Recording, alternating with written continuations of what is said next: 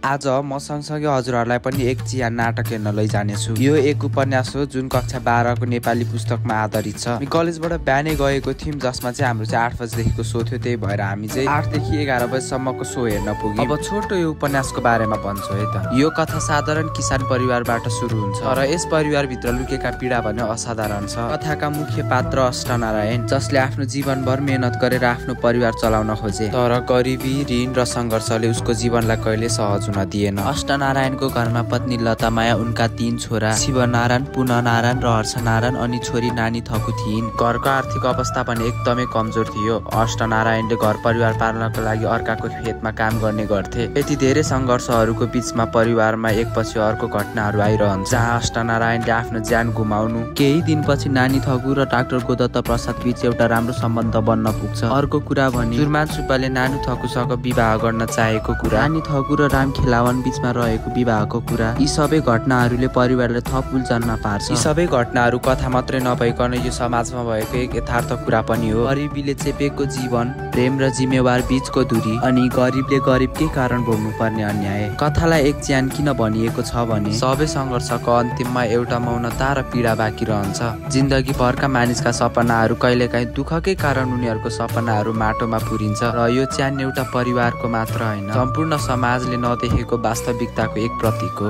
यो उपन्यास काठमाडौँ उपत्यका लगायत हिमाल, पहाड, तराईका मानिसहरूको मनोभाव, तिनको आपसी सम्बन्ध, प्रेम, द्वन्द्व र सङ्घर्ष, यी सबै चिजहरूलाई जोडाएर देखाएको छ। जीवन कति धेरै कठोर हुन सक्छ र एउटा परिवारले कति सहेर बाँच्नु पर्छ भन्ने यो कथाले देखाएको छ।